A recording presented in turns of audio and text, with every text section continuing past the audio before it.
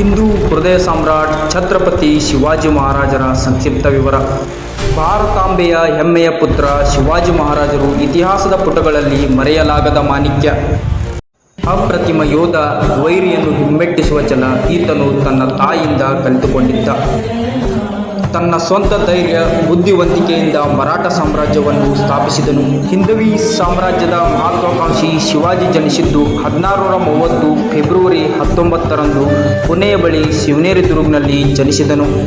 ತಂದೆ ಶಹಾಜಿ ಭೋಸಲೆ, ತಾಯಿ ಜೀಜಾಬಾಯಿ. ಶಿವಾಜಿಯ ತಂದೆ ಶಹಾಜಿ ಭೋಸಲೆ ದಕ್ಕನ್ ಸುಲ್ತಾನರ ಮರಾಠ ಸೇನಾಪತಿಯಾಗಿದ್ದನು.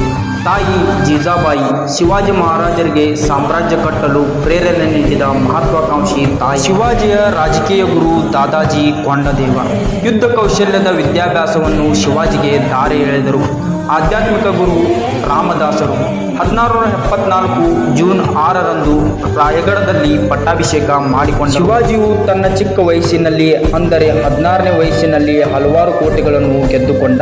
ತಾನು ಗೆದ್ದುಕೊಂಡ ಮೊದಲ ಕೋಟೆ ತೋರಣಗಡ, ನಂತರ ಪುರಂದರಗಡ, ಕೊಂಡಣ್ಣ ಕೋಟೆಗಳನ್ನು ಗೆದ್ದುಕೊಳ್ಳುತ್ತಾ ತನ್ನ ಸಾಮ್ರಾಜ್ಯವನ್ನು ವಿಸ್ತರಿಸಿದನು. ಕೊಂಡಣ್ಣ ಕೋಟೆಯನ್ನು ಶಿವಾಜಿಯು ತನ್ನ ತಂದೆಯನ್ನು ಬಿಡಿಸಿಕೊಳ್ಳಲು ಮೊಹಮ್ಮದ್ ಆದಿಲ್ ಶಾಗೆ ಬಿಟ್ಟುಕೊಟ್ಟನು. 1659ರಲ್ಲಿ ಬಿಜಾಪುರದ ಸುಲ್ತಾನ್ ಎರಡನೇ ಅಲಿ ಆದಿಲ್ ಶಾನ ಸೇನಾಪತಿ ಅಫ್ಜಲ್ ಖಾನ್ನನ್ನು ಪ್ರತಾಪ್ಗಢ ಕೋಟೆಯಲ್ಲಿ ವ್ಯಾಘ್ರನಖದಿಂದ ಹತ್ಯೆಗೈದ.